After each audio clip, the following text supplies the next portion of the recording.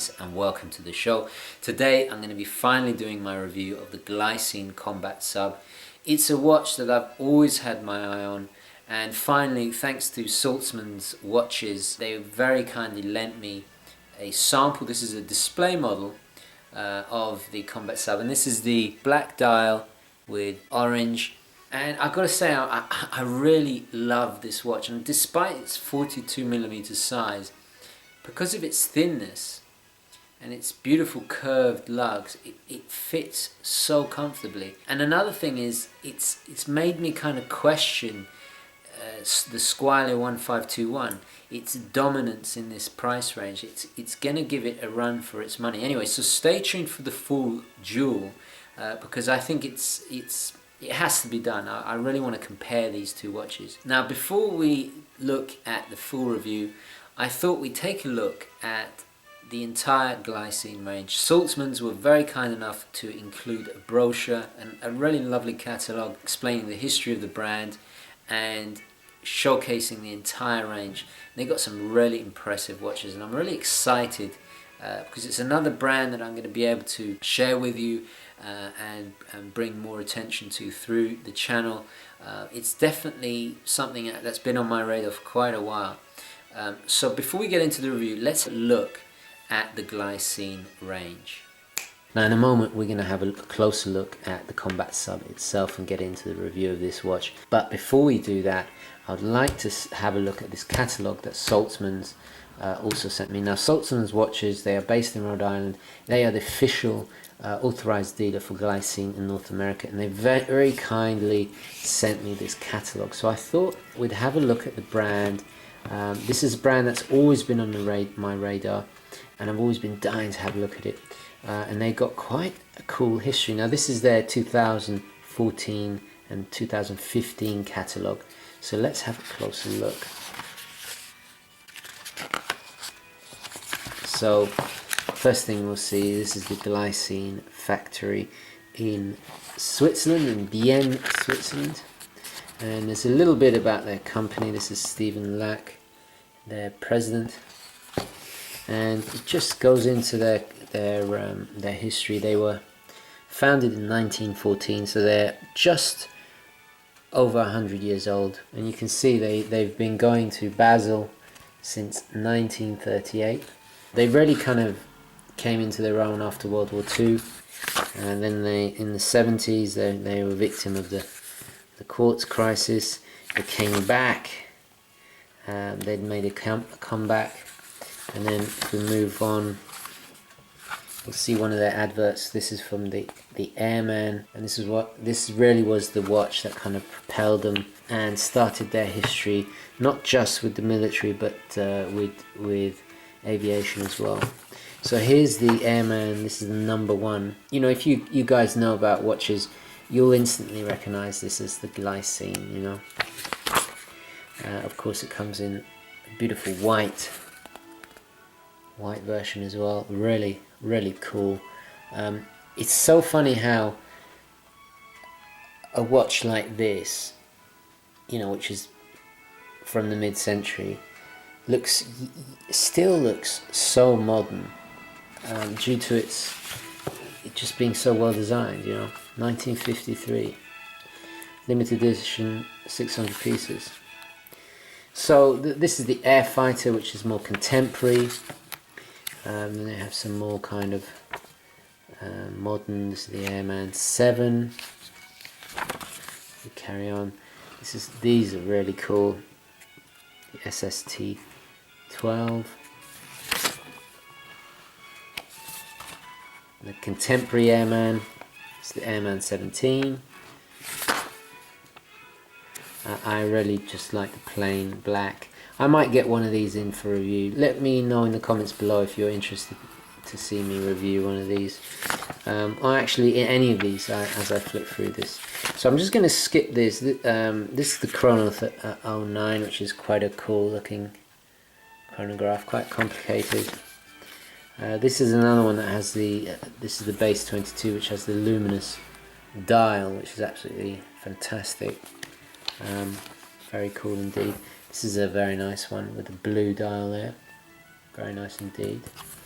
It's the base 22 in blue. And then of course the combat. So it says, since the 60s, Glycine has served the market with this line of sturdy, captivating watches made for exciting conditions. The precise automatic chronograph movements are housed in high-grade steel, rugged construction, offering excellent value for money. Combat watches stand out for their classic design, enduring strength and reliability. All through the years, this line of watches has enjoyed unbroken popularity in military and sports circles. So if we look here, there's the 43 version, 36mm, which I might try and take a look at in just a moment. The chronograph, sub-automatic, and the sub-quartz as well. So this is the 43, very tastefully done. It's black as well, very plain, tastefully done. Still kind of, even though it's quite dressy, we've got the military time in the middle, so that's really cool. 43 again, this time with Arabic numerals, very cool. Like that. Then we have the 36mm versions. I might take a look at these. These are very beautifully done. I love that. That's very cool. And even on the tanned leather, very cool indeed. Just look at that. So tastefully done. Very plain, classic. Love that. That's the 7 automatic. Then they have the chronograph as well, as you can see. Now this chronograph right here, I think is gorgeous. Look at it on that Zulu. Sorry, NATO strap. Absolutely great. Combat chronograph. Absolutely gorgeous. Look at that. Quite an interesting kind of yellow, off yellow dial. Moving on, and of course the sub-automatic, the combat sub. This is the all black version. That's the one I'm about to review there. That's the orange bezel. I might even get that one. I'm not quite sure. Then there's one without the Arabic numerals, which is quite cool as well. More kind of, even more understated. But I really do like the numerals that have the Lume. I just think it's a nice touch.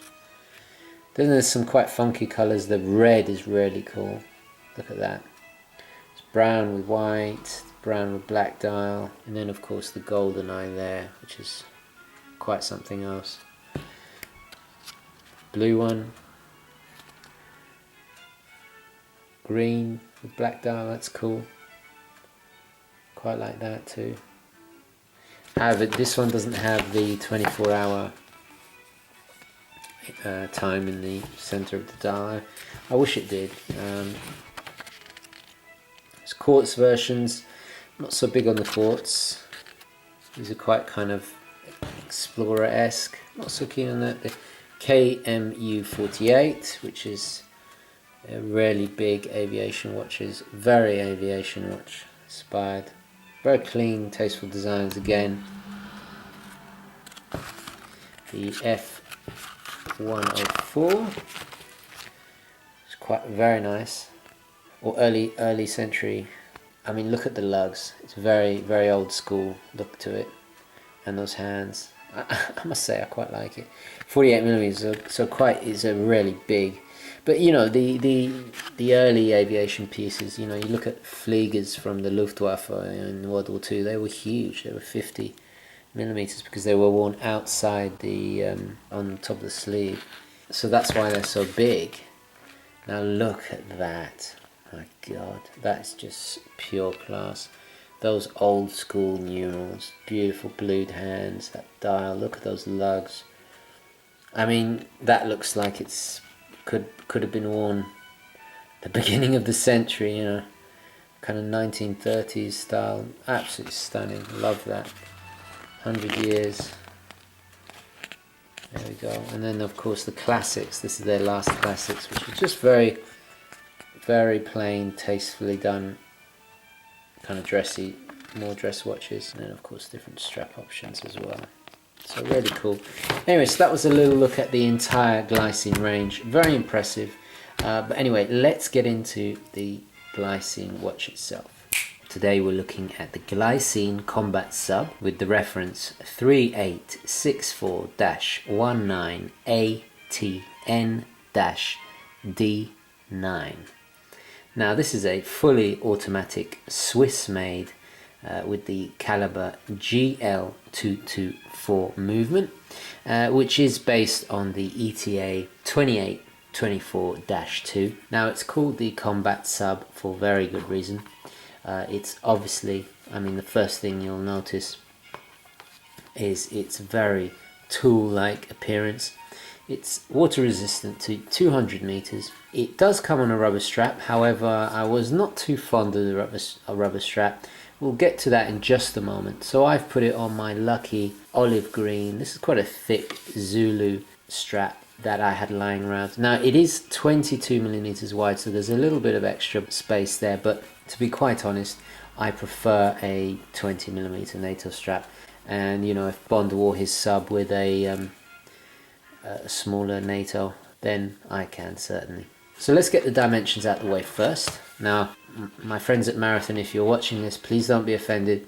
I left the electronic caliper at my studio in New York. This is my on the go because I am broadcasting from the United Kingdom. I didn't want to pack, I couldn't pack everything as I only travel with a carry-on, so I slipped this, the little plastic one, which I'm going to keep here in my home in the United Kingdom. But trust me, I will be using my beautiful new digital heavy-duty caliper when I return to New York. So anyway, let's get the dimensions out of the way.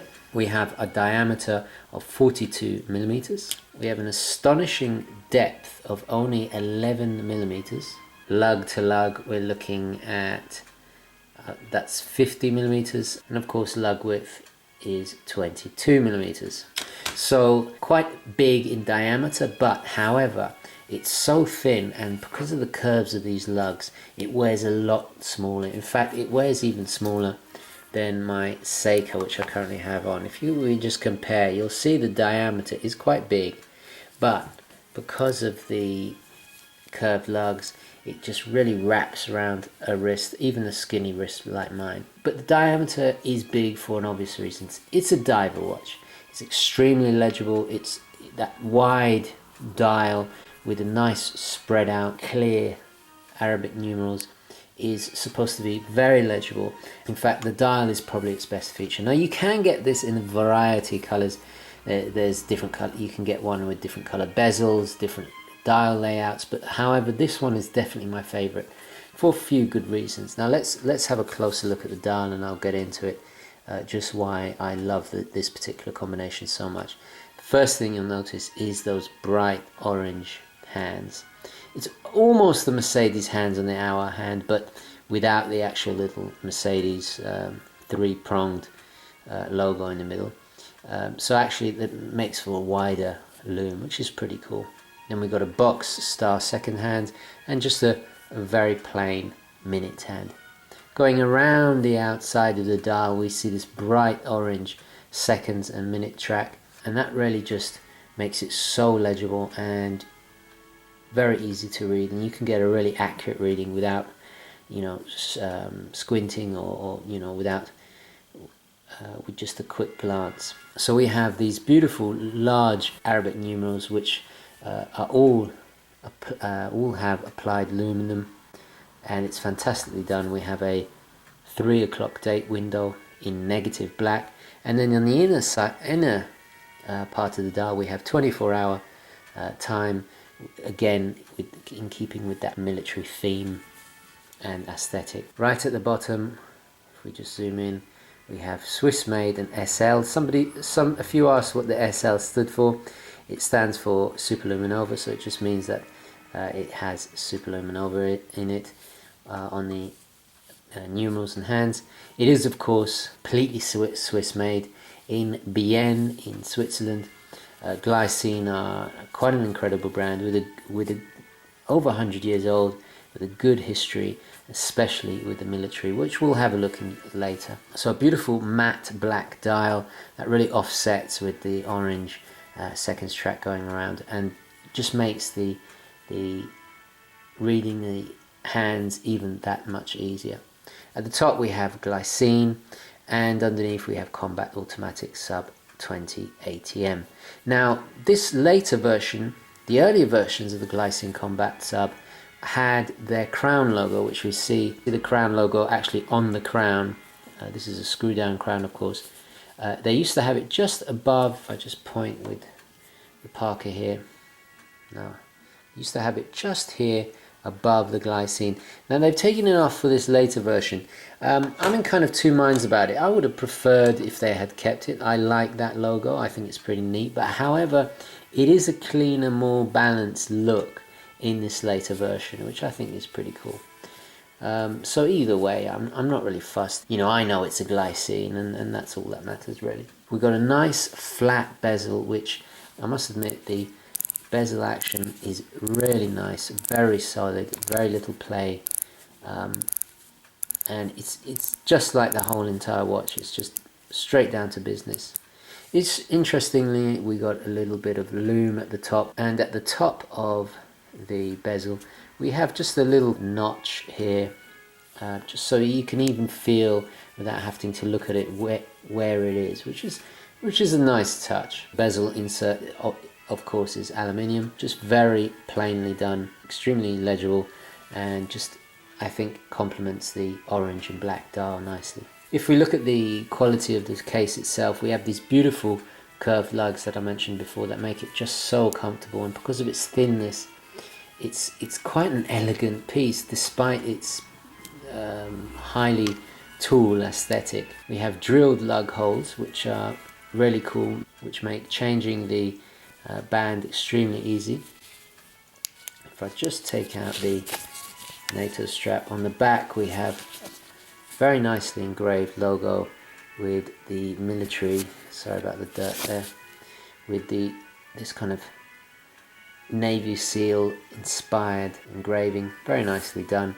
Again, screw down case back on the back. The case itself is polished on the sides and then matted on the top. There's not much beveling or not a complicated case. However, I just love its curved nature. It makes it a pleasure to wear even for a smaller wrist like mine, and for a larger wrist as well. Just it really hugs your wrist, and because of its slim profile, you hardly notice it's on. It's if we just compare it, if I take my SKX off, just compare how tall that is. Just look at that, quite a bit thinner, and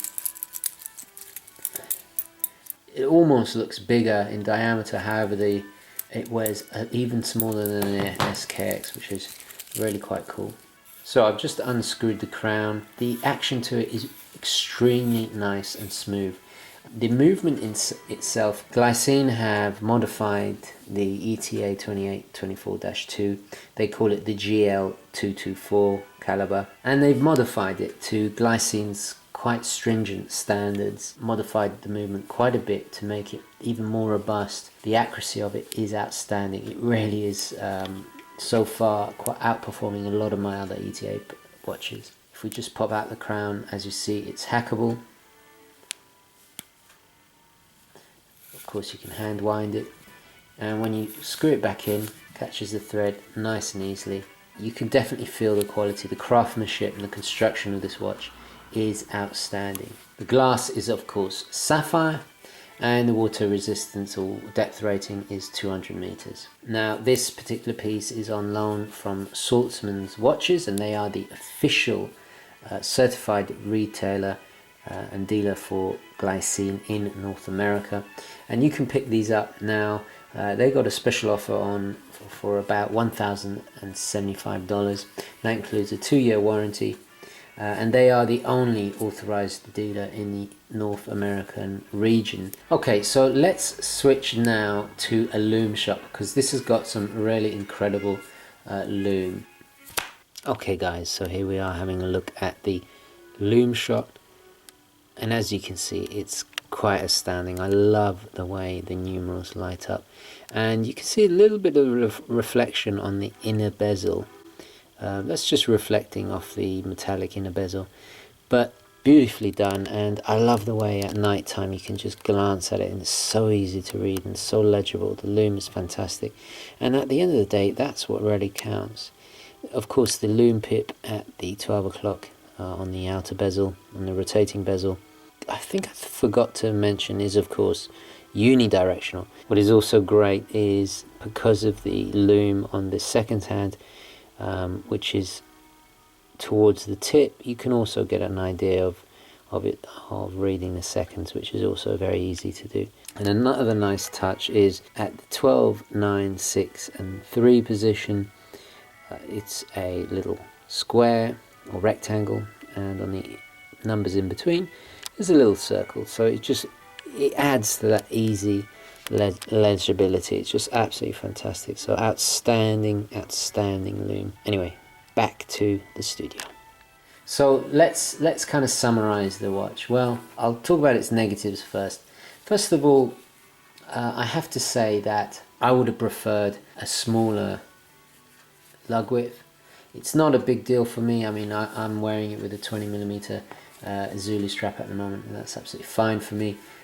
But the rubber strap it came on was a bit bulky. The quality was fantastic. If you want to have a look at the rubber strap, look at the unboxing I did of this. It's a few videos back, just check it out in the archives. It was a great, well-made, high-quality rubber strap with some nice little kind of design detail added in. However, it just felt too bulky. You know, I prefer something a little bit more thinner.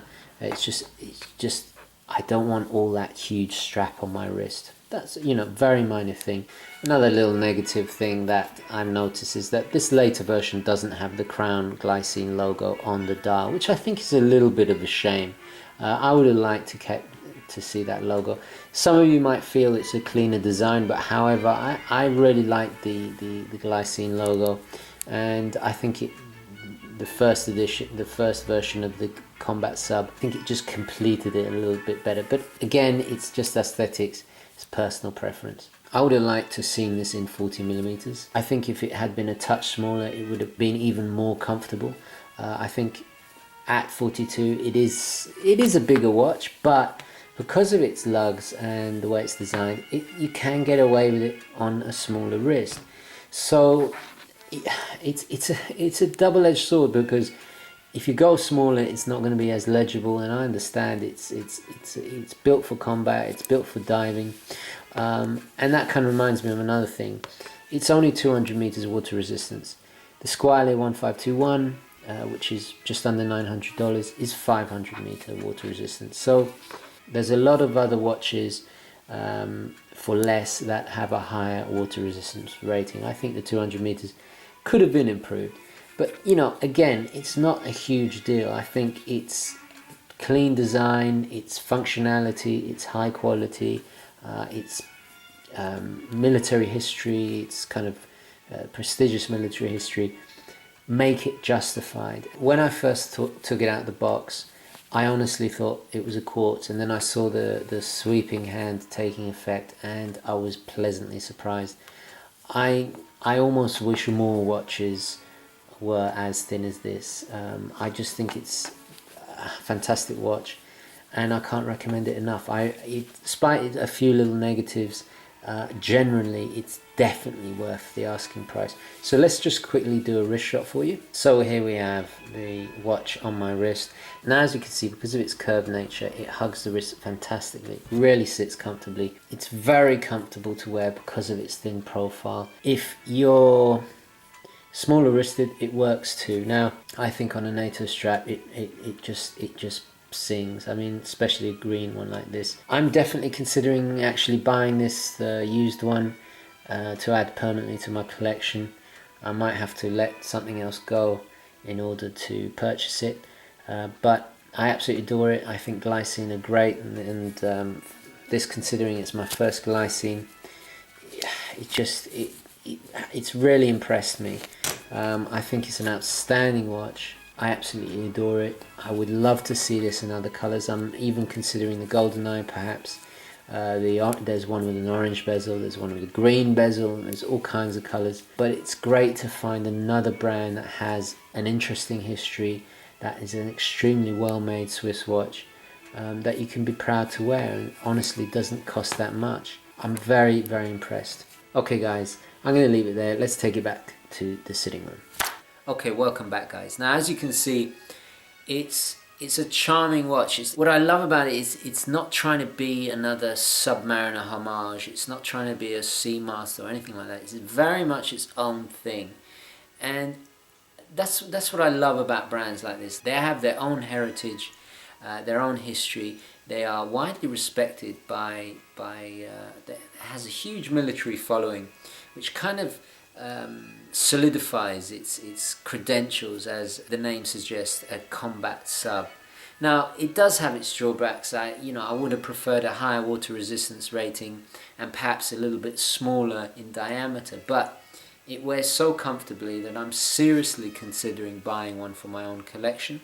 Now, stay tuned for the duel with the Squale 1521. There are obviously features of the 1521 from Squale that are superior to this, like the water resistance rating, but there are some very unique aspects to this watch that I think might just put it ahead.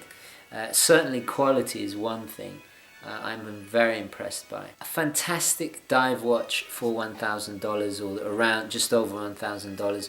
I completely recommend it. If you've been on the fence or you were considering a Glycine perhaps, I would go for it. I think it's an outstanding watch. Like I say, I'm strongly considering adding one to my collection. Anyway guys, I'm going to wrap it up there. Thank you very, very much for watching. Please remember to like this video if you enjoyed it and found it useful, and I'll definitely catch you in the next one. Okay guys, ciao.